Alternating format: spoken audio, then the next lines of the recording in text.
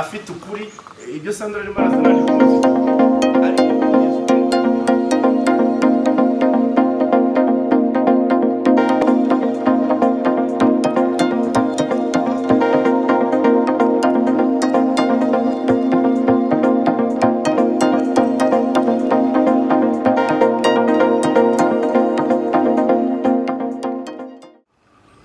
abadukurikiye turabasuhuje muraho neza nkuko bisanzwe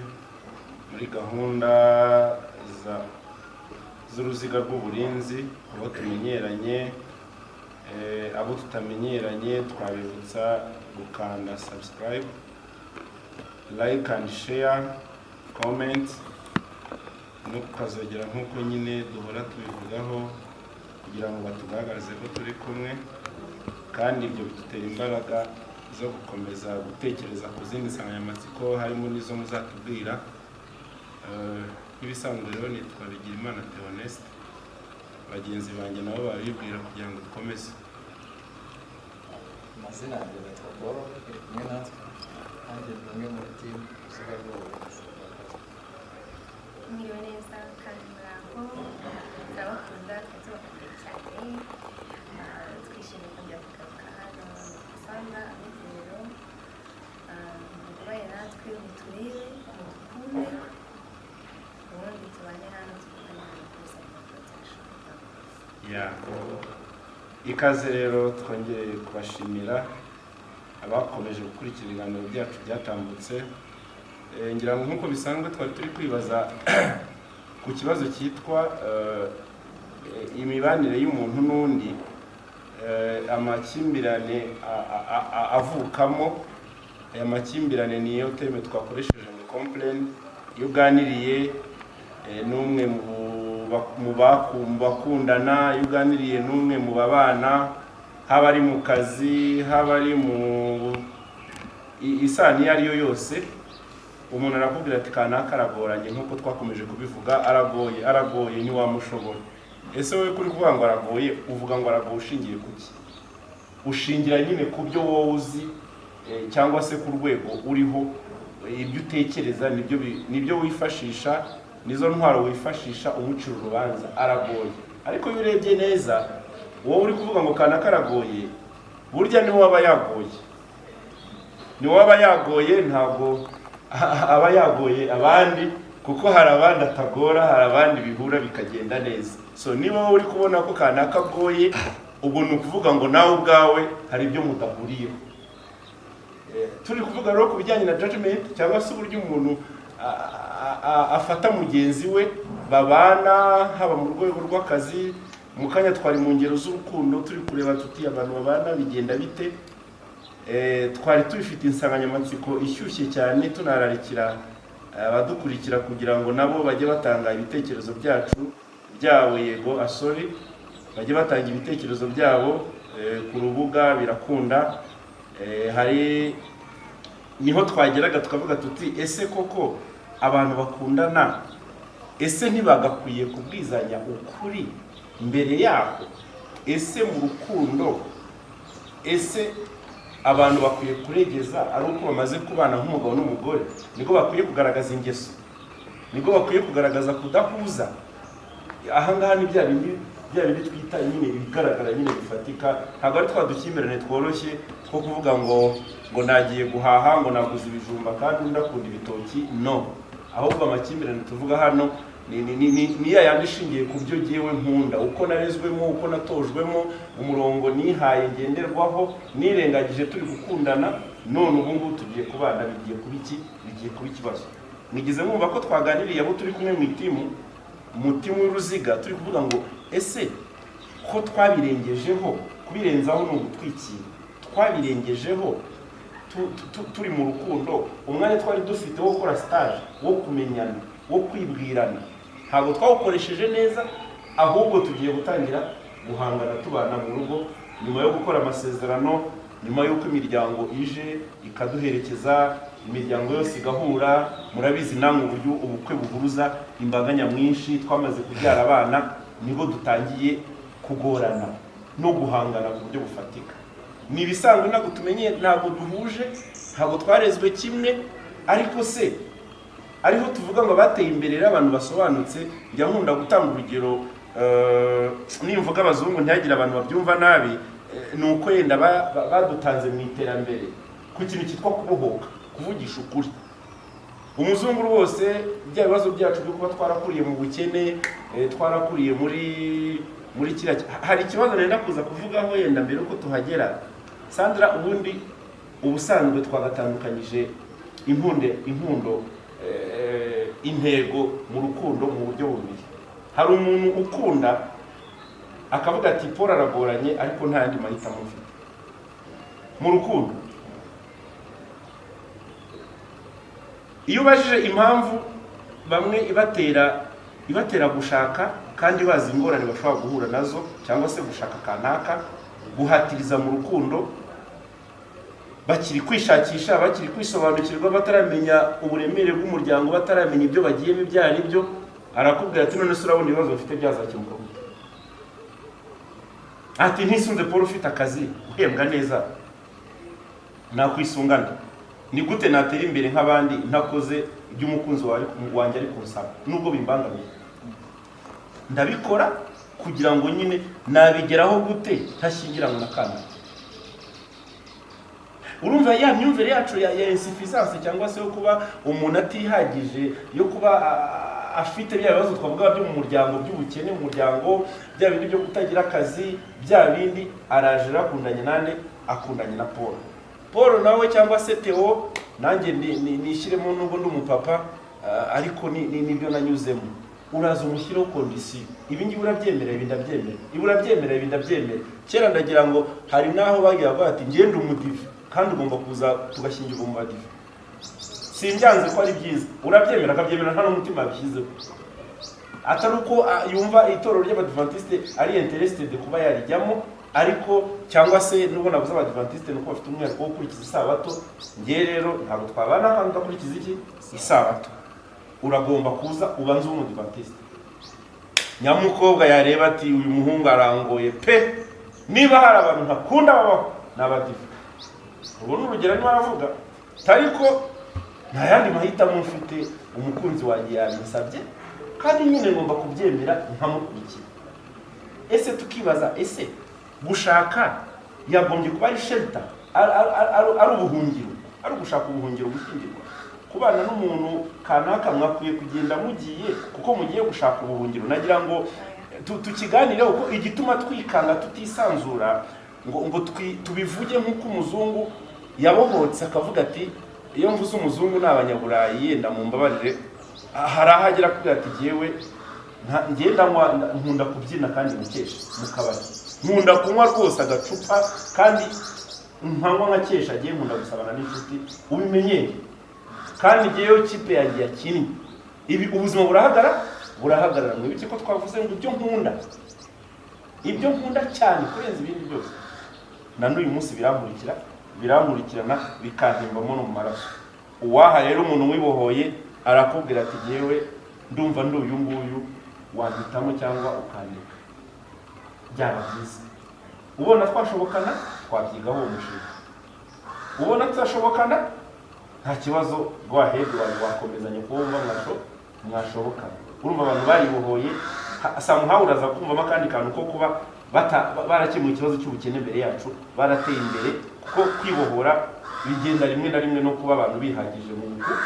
bukungu. Aho abana bavutse neza, ababyeyi barabateranije, imitungo barayifite. Ni nk'uko natwe muzi mu Rwanda mwumva ngo abantu bakunda gushyingirwa mu ivangamutungo, bagapfa imitungo y'ubusabusa, ariko i Burayi ntabwo benda gupfa umutungo. Baravuga ati cunga ibyawe nanjye cunga ibyanjye, ufite imodoka yawe ugendamo nanjye ufite iyanjye, ufite inzu yawe nanjye ufite iyanjye, niba byananiranye reka mbe nibereye iwanjye, icyo bita separation de corps, urawubaye iwawe nanjye mbibaye iwanjye, tube tubitekerezaho twitonda. Ibyo rero urumva ni abadusize, ariko twe turacyafite ikibazo gikomeye cyo kwibohora, kubera ndashaka ubuhungiro kuri Paul. Ndashaka mbanze ngeraho nifuza, mfashe mbanze mpagere, and then urumva ikizakurikiraho ni intambara, nibwo nzamwiyereka bikaba. Ndagira ngo twivuganire ku cyo bita ese koko abantu iyo bari gukundana shelter, gushaka ubuhungiro. Ese mu rukundo umuntu yagombye gukundana mugenzi we ari ukugira ngo ashaka abahungiro? ariko nabwo hari igihe ubona cyakujyanye hari igihe ubona cyakujyanye ukumva ko ukwiye gukundana n'umuntu kugira ngo ubone ubone uburyo agufasha. ndavuga wenda urugero rwa hafi ikigero cyawe imyaka ugezemo ubuzima bwawe ukabona nta cyerekezo ufite mbere ukavuga uti ngewe ubu ngubu niba ku myaka yanjye 27 n'umunani ndi umukobwa ukiri mu rugo nta kazi nta mibereho myiza ntaki na pressure y'umuryango watinze gushaka yagenda rwose na pressure y'umuryango nyine mu giturage cyane urakudaga no mu giturage gusa no mu mujyi birahari cyane watinze gushaka urakuze ibiki urabona bizarangira gute urabona bizarangira kuzukuru tuzakabona gute nkunda kabo cyane yigeze antera story ambwira ukuntu oyaganira rwose nanjye nicyo kiba cyatuzanye ngo nk'iyi minsi ngo hari ukuntu ngo mukecuru ari kujya amubwira utari ko kutarongora uri mu biki uyu musore ungana gutya kameramani wacu ntabwo ndi gushaka umugabo cyane n'ubundi ajya bibwira cyane ati ko nta kintu wibwiriza nyamara akaba we hakagira ikibazo akavuga uti se mama kuki abibwira njye ntabibwire mukuru wanjye kandi ari mukuru kuri njye wasanga bari kubona kandi kabakongera uti ariko nibyo mukuru wanjye mugani aracyari kwiga ariko ngewe wenda ndi hanze ndakora reka mwumve mukecuru iyo pressure rero ahanini usanga ari yo ituma uvuga uti nashaka pressure y'umuryango pressure y'imyaka ubukene pressure y'ubukene ibyo ngibyo ahanini usanga ari byo bituma umuntu avuga uti nashakira ubuhungiro aha n'aha byagenda gutya na gutya nibwo rwa rugo rero ruzubakwa rutateguwe urumva ko arakwihisha niba ugiye kumurambagiza arakwihisha bishoboka urumva aho ngaho ikintu cyo ngewe kijya kinangora cyane kubona abantu bagiye mu rukundo ukwezi kumwe 2, 3, 4 ukabona save the date umurenge n'ibiki byose ubukwe burabaye simpamye ko abo bantu babikanye pe aho ngaho nanjye ndabibona ko umuntu ugarutse muri ya story yacu ya stage iyo kubanza kwibanira muri stage aho ndumva ko umuntu aba ari gushaka ubuhungiro ubwo n'ubuhungiro aba ari gushaka ntabwo nabitindaho kandi uko byagenda kose ntabwo bizaramba pe ariko Paul aho ngaho warusoreje wenda Sandra mugeze mbere ko tumuha ijambo aho wari ugeze uri kuvuga ngo abantu bihutisha mariage yewe ntago tuza kubihurizaho cyane kuko mbizi neza ko umunsi umwe abantu babaye open Sandra twahura nkamubwira nti ndi gutanga urugero kuri Sandra kuko niwe w'igitsina gore turi kumwe nawe hano twahura nkamubwira ati Sandra dore Theo n'uyu nguyu nkamwibwira neza nta n'ikintu ntari kwivuga byiza nkamwibwira neza ibigeso byananiye nkamubwira uko mutekereza ariko nkanamubwira uko namutekereje ariko nusanga uko nagutekereje nakwibeshyeho umbwire tubikomeze ako kantu rero Sandra umunsi umwe 2, 3 uzi ko abantu babwizanye ukuri icyumweru kitashira batamenye ni kuri buri kantu kose bari kumwe ubwo urumva rero ko time yo kuza gukurura ngo tuvuge ngo fiançailles iramara imyaka 2 cyangwa iramara imyaka 3 ngiye mbona atari nacyo kibazo kugeza ubu ko n'imyaka 5 igishira umuntu atazi mugenzi wakizera gute ko ibyo ngiye mweretse cyangwa Sandra umweretse Sandra akizera gute ko ibyo umweretse ari uko ariko po waza kubwira umuntu ngo ndinywera ukamubwira ngo ngiye ndinywera rwose umwe ni ikintu kiri rusange oya n'urugero kunywa nyine byavure ariko reka ngubwira akagastori nigeze kubwira agastori ko umutipe wagiye gutereta umukobwa agiye gusura umukobwa atereta ageze iwabo w'umukobwa ariko reka ngubwira ko kablage wongera ukibuze arangije iwabo w'umukobwa bashakaga wumvaga umutipe batamushyira amakenga barangije bahita bamutereka utwa musiteri 8 twose baramukaresa baramubwira ati rwose umuhungu wacu wisanzure no problem hano ni mu rugo barangije bamutereka utuntu bafungura utupeta 8 aratukubita ariko ikese ntibigiye ni hafi cya kabiri cy'ikese abahaburaho utuntu kugira ngo agire icya kabiri cy'ikese aradukubita akinyotewe noneho barangije ababyeyi baboneyeho nabakunze nabakunzeho ababyeyi kuko bagaruye umwana wabo neza cyane, barangije ni nabo muri famiye, barangije bahita babwira umukobwa bati none se bide wawe wamubonye kuna gutomera ba ati none se ko yigenje twashimira tuzaniye fiance hari umuntu ugotomera kuriya aha tubwira ukuntu uzamushobora rero tubwira imigabo n'imigambi. Nyamukobwa yasigaye areba ababyeyi arabareba ayifata ku mpanga, arangije aravuga ati umva ati nanjye byantunguye. Amaze kwifata ku mpanga ati nanjye byantunguye. Ubwo icyakurikiye n'iki yahise nyina umuhungu ati rwose ndi kubona ibintu ibyo ngibyo ni kimwe n'uko wa muhungu yagenda akabwira Sandara afite njyewe ndamo ndinywera aho yabaye umusirimu nyine bamuhogishije ukuri. Yavugije ukuri sinzi icyo bamuhoye ngiye bamuhoye umusirimu yerekanye uko ari bamwakira uko niba muha umugeni bamumuhe cyangwa bamumwime uko mujya gusaba uti ni ukungana ibi bifite mumume nimutamuha ubwo ngubwo nzagendanye. Ni nabyo turimo turavuga. Uyu muhungu yabaye intangarugero kuko unarebye neza ukareba intambara yari kuzagira muri uru rugo kubera kunywa yarazikumiriye, yagaragaje ko yinywera cyane rwose, agaragaje ko yinywera bamukuzaho hakiri kare atangira kwitekerereza ahandi hantu agana ya backup twavuga ahita agana ahandi. Ariko ikiri ukuri yagaragaje uko ari, ariko baramusetse ariko ntabwo kumuseka kuko ari ndibariza Sandra wenda ari fiance we uje kutugotomera ari fiance we akaza akamubwira ukuri pe akamubwira buri kimwe cyose, akamubwira wanyurwa cyangwa se wakizera kiza kubwira ibyo wabuhagaze imbere. Icyambere cyiza kandi gikomeye kuko nyine ari umuntu waba wakwiye ikibazo gikomeye kuko uyu munsi kuko nyine ntazakoresha kuba ariwe yaba yakweretse ngo ngende cyangwa yakubwiye ngo ngende, kuko akenshi iyo umuntu bihura nyine usanga byinshi aba ari ibintu biri positive, aba ari ibiganiro ni na gake cyane ukumva nyine umuntu wenda bivuga yes akenshi azivuga ibyiza, bibaye byiza akivuga nyine wenda we uko yumva yakaba yivuga uko yagenda kose ntabwo tuba turi bubiganire uyu munsi tuba turi kurwana nyine ni ibintu bizafata wenda byiza reka dufate bijyakuta cyane ko yenda kavuga tugiye kubikora uko ari nk'amezi nk'atatu mu mezi atatu muregeranye gutyo muri very close anakubwira ko kunda ambiance n'urugero n'ibyo bintu byose nyine nawe ukwiye kuba ufite amatsiko, kuba uzi wowe icyo ushaka, kuba wagisobanukiwe, kuba witeguye ko bya bindi iyo ushaka ese wowe urabifite. Ni urugero nimba ushaka kugira urugo rwishimye, ari umuntu ushobora gutanga ibyishimo, nimba uri umuntu wenda udakunda kuba kubeshya, wowe ntabwo ubeshya, nyine ibyo byose ukwiye kwanza kwitegura muri wowe nyine kugira ngo ubashe kwakira n'ibindi bizaza. Uwo muntu rero wakubwije mwafashe n'umwanya muto ugenda kose wo kugura, niba we waramaze gusetinga waramaze kuvuga ngo njyewe ndiwe ushaka kuba ubuzima bwiza, waramaze gushepinga future yawe, byanze bikunze gushepinga ni ukugaragaza ishusho yawe, waramaze gushushanya imbere hawe umuntu uzaza mu buzima bwawe, kumubona hakiri kare, gukora detection, kudetekitinga atakugoye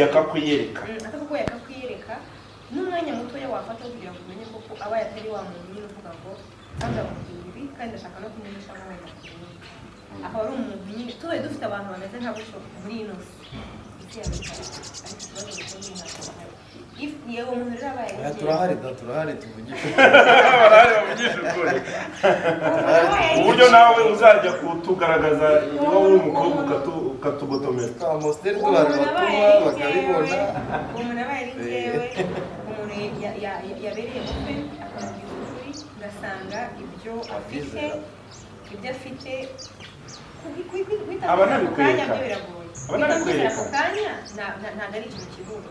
nyine nkeneye nanjye gukoresha ijisho ryanjye sibyo ikindi tutabona nuko nyine rimwe na rimwe ijisho riri mu rukundo hari igihe nabyo riba ritabona neza ntekereza ko n'uwo muntu n'uriya waduhaye watubwiye mu kanya icyatumye ahindura gahunda nuko nyine umuryango n'irindi jisho ryamurebeye kuko iryo ntiryabonaga iryo ntabwo ryabibonaga ijisho ryamuboneye iyo niyo parent protection ijisho ryamuboneye we nyine ibyo atari kubasha ibyo atari arimo arabona muri ako kanya imbaraga z'ababyeyi uburyo barinda umwana wabo hanyuma mu ijisho ryamurebeye rinamubwiye kuko yisubiyemo asanga ibyo bintu ntabwo ari byo ashaka ntabwo bikwiriye ntabwo ari byo bintu yifuza kuzagira mu buzima bwe bw'ahazaza bituma afata umwanzuro wo kurinda rero nanjye abaye ari njyewe umuntu akambwiza ukuri akambwira nyine kuko yumva ibintu uwo ari we n'iki ngafata umwanya wo kubigenzura ngasanga koko ni ukuri cyangwa bihuye n'umurongo nahaye ubuzima bwanjye birakoroheye nibyo nabwiraga Paul ngo bishobora no gufata igihe kigufi kugira ngo umenyane ariko umuntu ashobora kuyishamo imyaka 5 twavuze twatanze urugero rwa Paul mu giturage cy'iwanyu aho umuntu adateze umugeni ntahanga umugayo arahageza afasha akabindi arikoreye wabyanze ariko ni umugani wa kinyarwanda byagutunguye aho umuntu adateze umugeni ntahanga umugayo dukwiye kuba inyangamugayo ahantu hose reka mbabwire mbarebe ibintu byo kutaba inyangamugayo ngo ni uko ahantu nta kintu ngo wenda kuzahagira wamenye se gute niba wenda nta utazahasaba umwana wawe ntazahasaba wenda nta musaza kuri ako gasozi ariko ushobora no kuzajya ahandi ushobora no kuzahura n'uwo muntu ahandi hantu kandi ugasanga wenda uramukeneye cyangwa se wenda anagukeneye ariko avuga ati runaka aho ugasanga umwe muri abo gasozi yimukiye muri ako gasozi kandi nitwararike ugeze mu ihame muba abantu beza kuba umuntu mubi nta kintu ariko ugeze mu ihame ryo kuvuga ngo ugeze mu ihame ryo kuvuga ngo ntawamenya aho buzajya ageze uko byagenda kose kuba ntawamenya cyangwa yamenya ntabwo bikuraho ko ugomba kugira oya ni indangagaciro neza wigenda ni indangagaciro urakoze gira neza wigenda nicyo twavuganaga ariko iyo ndangagaciro ni indangagaciro rusange ni uko abantu bagomba kuba abantu bazima ahantu aho ariho hose ariko twavuze w'incakura we hari tageti hari aho yarebye ashaka umugeni aragenda yigira marayika by the way urabizi na filime uretse urwo rugero ndimo ndatanga hari filime yitwa Prince of New York we noneho yakoze ikinyuranye y'umwana w'umwami arangije aragenda ariyoberanya yigira umukozi wo mu rugo icyo yatrakingaga n'iki yashakaga iki yashakaga umukobwa uzamukunda atamuzi atamukundiye ubushobozi bw'iwabo ko yari umwana w'ubwami umwana w'ubwami title yari afite nk'ukuntu twavuga ngo umwana wo mu kiyobozi gikomeye mu Rwanda title afite ahantu hose yagera ngo uyu ni umwana wa kanaka uwo yabwira ati we ngwino tugende tujye gusangira ahita agira vuba umukobwa yabwira ati ko ngukunze yagira vuba kubera bya bintu twita gushaka ubuhungiro yahita ayoboka vuba vuba Prince rero a New York we yakoze iki yakoze ikinyuranye njya kwigira iki ajya kwigira umukozi muri restaurant y'iwabo w'umukobwa yashakaga byageze naho umukobwa amaze kumenya ko umwana w'umwami wamwihishemo abanza aramukanyira aramwanga aramubwira ati ngewe nakunze umwana w'umukene ni gute waba waranyihishemo kambishya kuri umwana w'umwami kandi uri umukene kandi uratugira inama yo kwigira abo tutariho kugira ngo tubone urukundo nari bivuze mu njyana wabikoze ari guhisha bwa butunzi bwe kugira ngo bazamukundire uwari imico ye ibyo ngibyo ngenda byumva abo bakunde karagita ze yego n'ubundi mu buzima busanzwe iyo ugiye gukunda umuntu ntekereza ko hari ibyo ugenderaho ariko ubundi ntabwo bakabaye gukundwa wenda n'ibyo tubona inyuma cyane kuko umubiri uyu munsi wagira ibibazo sibyo ushobora gukunda amaguru yanjye ejo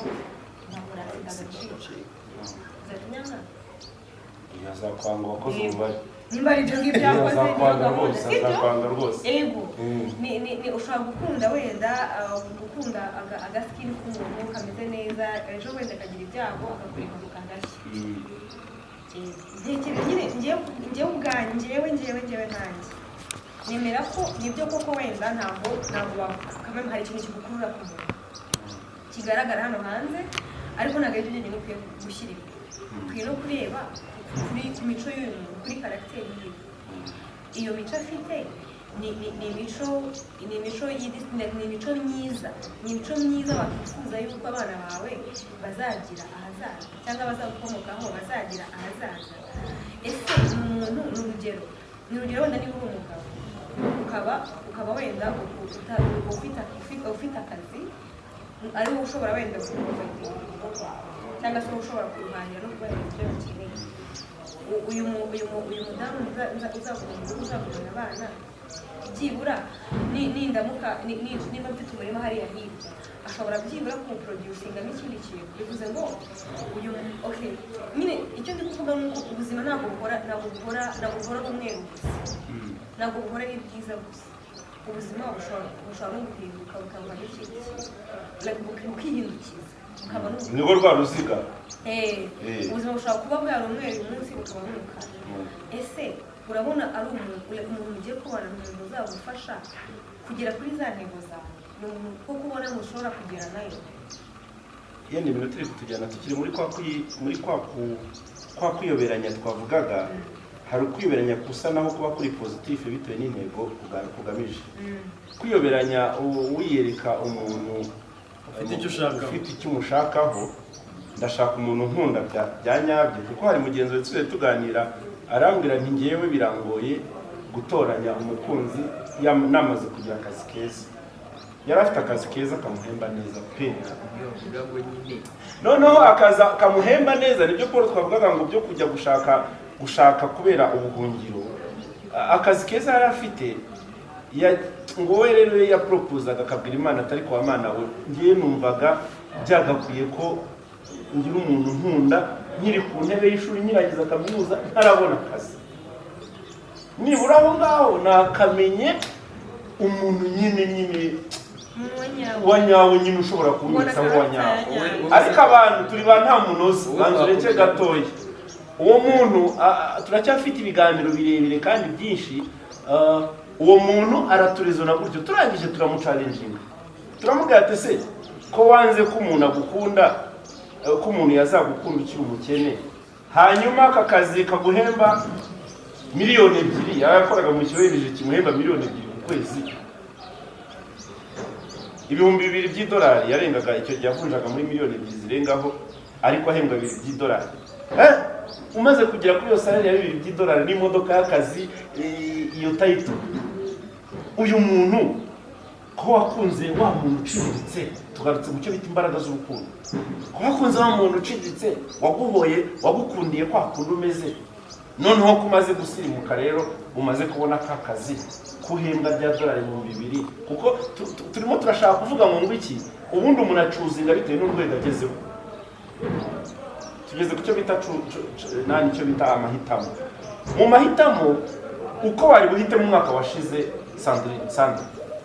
uko wari buhitemo umwaka washize umeze kwa kundi wari umeze nuko wahitamo ubu ngubu biratandukanye. Uyu muntu twaramubwiye tuwuri kutubeshya, umukobwa wahitamo ugiciriritse ukiri umushomeri, ubu ngubu umukobwa w'umusirimu ufite none ntabwo yari kukwemera muri iyo situation, ntabwo yapfa kukwemera uretse iby'urukundo tutakwivangamo. None ubu ngubu ufite yagukunze ashingiye ku uri wenyine wabona none uhembwa $2 by'idolari, nawe ujya guteta ugiye gutereta umuntu kurambagiza umuntu uri ku rwego rw'umuntu nyine wabana n'umuntu uhembwa $2 by'idolari. Ibi nibyo bigezweho tujye twemera ubu munsi n'icyo bita imibare. Icyo gihe rero arajya kuzana wa wundi uciriritse, nyuma ukaza guhembwa $2 by'idolari ukajya ugenda muri vewiti, nyuma y'iminsi utangira kubona abana bari kuvuka beza, ugahita uvuga utayayaya ariko ubundi nari iby'isi rero urumva tujuru hari ikindi kintu nyine cy'uruvangitire. Niyo mpamvu n'ubundi byo tugarukaho turi kwigiza nkana, n'ubundi turagaruka icyo bita uruziga. Hawe umuntu yabana nabyo gute? Ibyo ngibyo agezeho ni ibi. Wumvise ko navuze ngo umuntu nemera ko uko byagenda kose nibyo hari ibintu bikura byanze bikunda ntabwo ushobora gukunda umuntu atari ikintu nyine nta kintu gifatika nta kintu wabonye hano imbere nyine ndabyumva ariko ikintu nyine kizaba ariko igifatika income ni ikintu kigaragara bwa mbere na mbere kugira ngo ukore wenda uteretse runaka nuko iza waramurebye usanga umukobwa wenda w'inzobe usanga wanga umukobwa w'inzobe kandi ukunda abakobwa b'inzobe icyo ngicyo kiba aricyo kintu cya mbere cy'ubujyane nyuma uza kuzabona ibindi uza gusanga nyuma y'uko uba ari inzobe wenda ukunda abakobwa b'inzobe afite n'akazi keza anavuga neza agira n'umutima mwiza na nzobe arayifite afite n'iyo nzobe